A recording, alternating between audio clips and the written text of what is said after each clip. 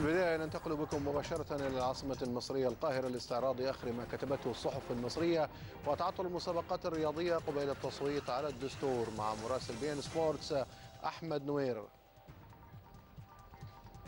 تحياتي لك زميلي رائد في البداية، وأهلا بكم مشاهدينا الكرام مشاهدي بي إن سبورتس إلى هذه الإطلالة الصحفية مع أبرز ما تناولته الصحافة الرياضية المصرية لهذا اليوم. البداية ستكون مع المشكلة التي تزداد تعقيدا خلال الفترة الماضية والخاصة بالبث الفضائي ما بين الأهلي ووزارة الرياضة واتحاد كرة القدم المصري واتحاد الإذاعة والتلفزيون المصري. أزمة تتصاعد بين الحين والآخر، خاصة بعد بيع الأهلي لحقوق بث الفضائي ب 41 مليون جنيه مصري منفردا. ونقرأ في جريدة الأخبار: بعد أن رفضت مديرية الشباب والرياضة بالقاهرة اعتماد المزايدة، الأهلي ينقل أزمة البث رسميا إلى رئيس الوزراء المصري. وجاء في الخبر: قرر مجلس إدارة النادي الأهلي برئاسة حسن حمدي إرسال ملف البث والذي نجح الأهلي في بيعه إلى شركة فيوتشر مقابل 41 مليون جنيه مصري إلى الدكتور حازم الببلاوي رئيس مجلس الوزراء. وناشد الأهلي رئيس الوزراء بالتدخل السريع لأن ذلك يعد إهدارا للمال العام، وأن التلفزيون المصري يطلب شراء مباريات الأهلي مقابل 8 ملايين جنيه مصري، في حين أن تسويق الأهلي لمبارياته منفردا أثمر عن حصوله على مقابل مالي يفوق 5 أضعاف ما تعرضه لجنة البث والتلفزيون المصري. وأكد مجلس إدارة الأهلي أن عدم الموافقة على مزايدة الأهلي الجديدة يعد إهدارا للمال العام.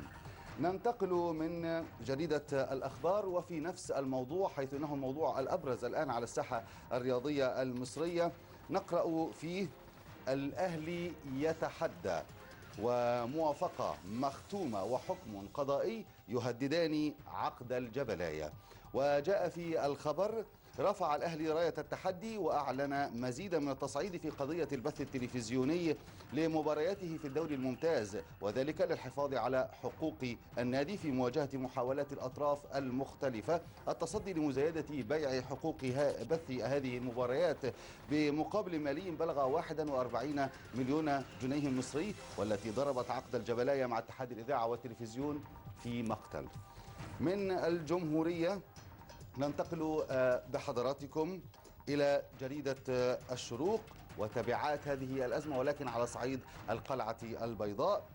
كمال درويش رئيس مجلس إدارة الزمالك يسعى لاحتواء معارضي البث الجماعي داخل مجلس الزمالك.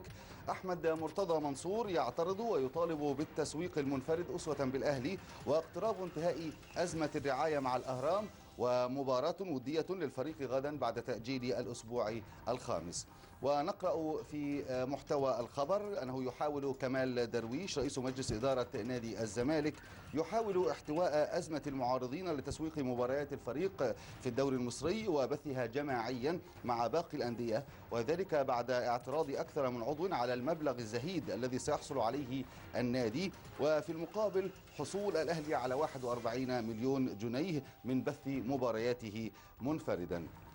ومن الشروق ننتقل إلى جريدة الأهرام وموضوع آخر شغل بال الرأي العام الرياضي المصري خلال الأيام القليلة الماضية، والخاص بتأجيل مسابقة الدوري نظرا للاستفتاء على الدستور المصري. نقرأ في الأهرام: الدوري يعود بانطلاق الجولة الخامسة يومي 18 و19 من يناير، والأمن يوافق مبدئيا على الحضور الجماهيري، وانتهاء الدوري الأول في 16 من فبراير. وداخل محتوى الخبر: قررت لجنة المسابقات باتحاد كرة القدم المصري برئاسة عامر حسين تعديل توقيتات مباريات الأسبوعين الخامس والسادس لمسابقة الدوري العام الممتاز، تفاديا لأي تعطيل يمكن أن يؤثر في انتهاء الدور الأول للدوري. وهذه كانت إطلالة على الصحافة الرياضية المصرية، وسنعود مجددا إلى زميلي رائد عابد لاستكمال بقية فقرة الصحافة. وهذه عودة لك زميلي رائد.